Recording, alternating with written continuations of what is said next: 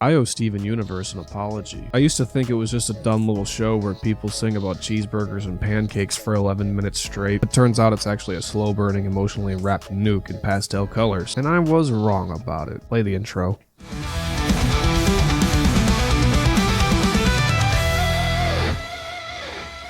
When my friends told me to watch it, I laughed at them. I thought they were trolling me. You're gonna love it, dude. Trust me, dude. Yeah, dude. Yeah, dude. Watch Steven Universe. Oh, wait, my chicken fingers are done.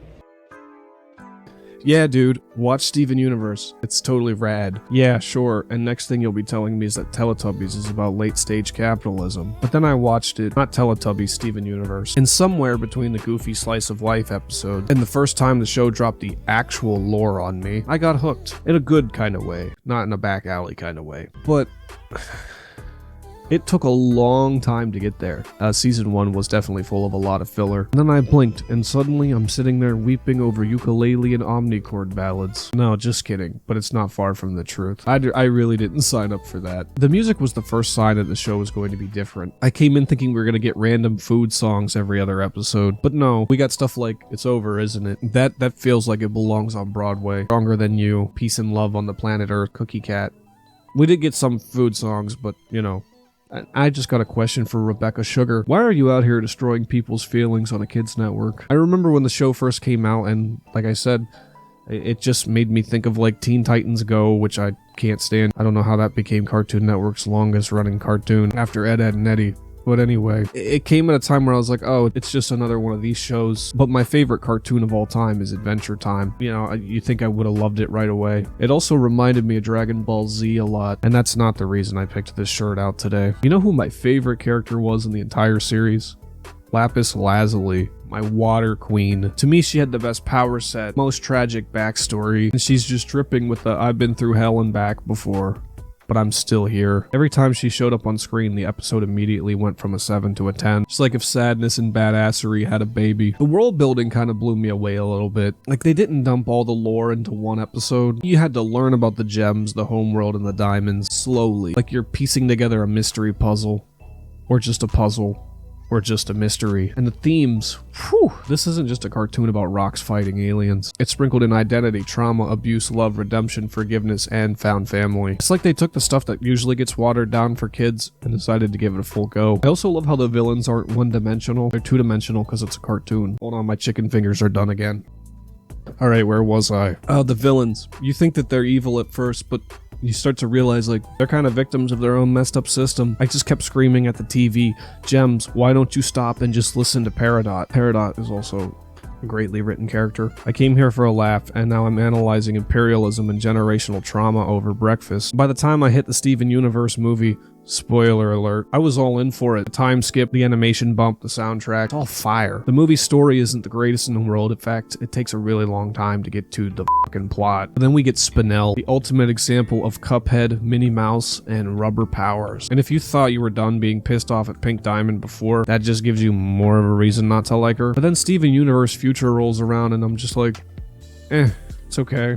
We kind of went backwards with the character development here, but at the same time, we see Steven's struggles growing up and moving on, which is actually a nice touch because I thought Steven got over Flanderized pretty early on in the show. It's not a clean happy ending, it's just an ending. The movie kind of tells us there's no happily ever after. It's all about the healing process, and it's raw and emotional, just how I like my Monday nights. What you thought?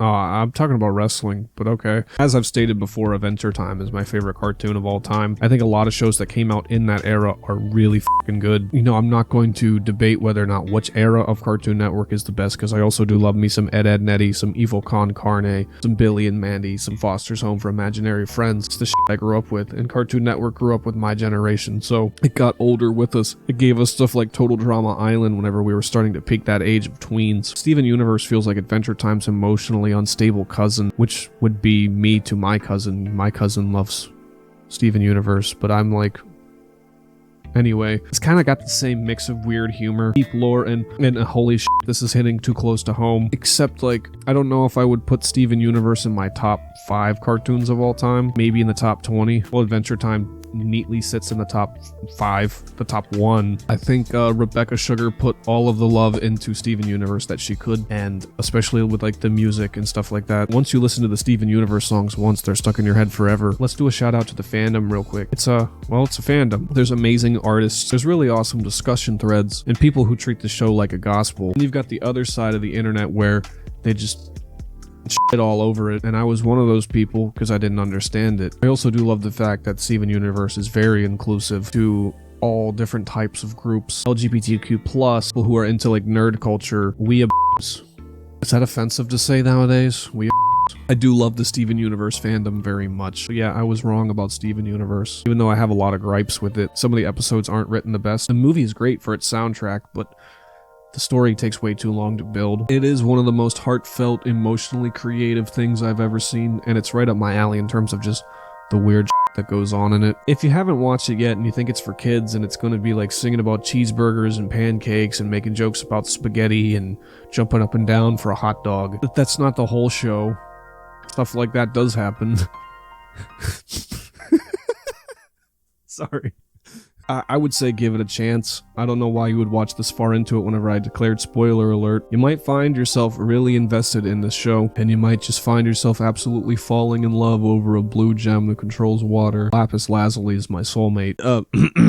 But yeah, I'm not giving this show a perfect score. There's a little bit of flanderization in there. Some characters start out deep and layered, and by the end of the show, they're just a one-trick pony. Pacing's not perfect. You've got big emotional arcs, then followed by like 3 episodes of Steven trying to open a pickle jar or something. I don't think that actually happened. I don't remember. I'm going to rewatch this series, and I'm going to skip over some of the episodes whenever I look up the episode guide. And sometimes the timing of reveals felt off. Like they're holding back certain story beats a little too long, and when they finally dropped them, it was like some less mind-blowing and more like, well, it's about fucking time. Yeah, that clip of Ozzy from Brutal Legend. God rest your soul, Ozzy Osbourne, you're my idol.